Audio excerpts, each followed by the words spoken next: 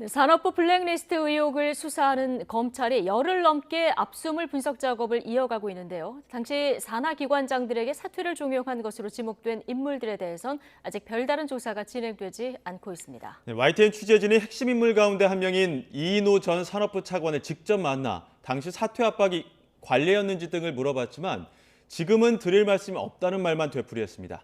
황보혜경 기자가 보도합니다. 문재인 정부 출범 뒤 임기가 남은 산하 기관장들에게 사퇴를 종용했단 이른바 산업부 블랙리스트 의혹. 당시 사퇴를 요구한 윗선으로 백운규 전 장관과 이인호 전 차관 등이 지목됐고 직권남용 혐의로 검찰에 고발된 상태입니다. YTN 취재진이 블랙리스트 의혹 핵심 인물로 꼽히던 이 전 차관을 직접 찾아가 만나봤지만 지금은 말할 수 있는 게 없다며 굳게 입을 다물었습니다. 최근에 산업부 관련해서 동부지검에서 수사하고 있는 거 아시죠? 제가 말을 해야겠습니다. 이렇게 하시면은 좀 그렇고. 예, 그래도 네. 어쨌든 그 지휘 제가 이제 말을 지금 저거 드릴 게 없어요.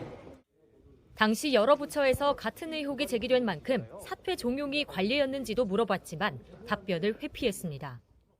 관례적으로 해온 걸 왜 이제 와서 그러냐 이런 입장을 갖거든요. 이해는 하는데요. 이해는 하는데.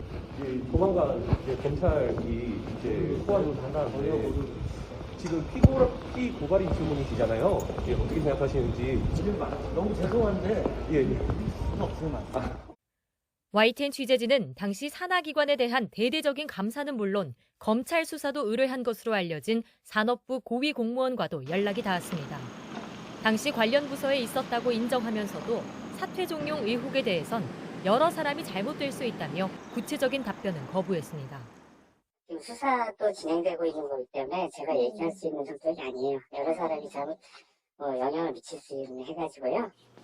검찰은 지난달 말 산업부와 산하기관에 대해 대대적인 압수수색을 진행한 뒤 확보한 자료 분석 작업을 이어가고 있습니다.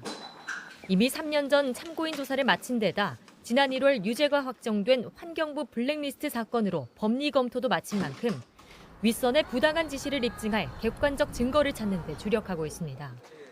일단 사퇴 종용 의혹에 수사 초점이 맞춰져 있지만 증거 확보 여부에 따라 환경부 사건처럼 후임 기관장 인선 과정으로까지 수사가 확대될 가능성도 있습니다.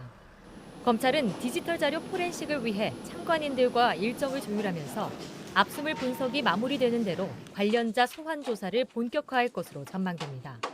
YTN 황보혜경입니다.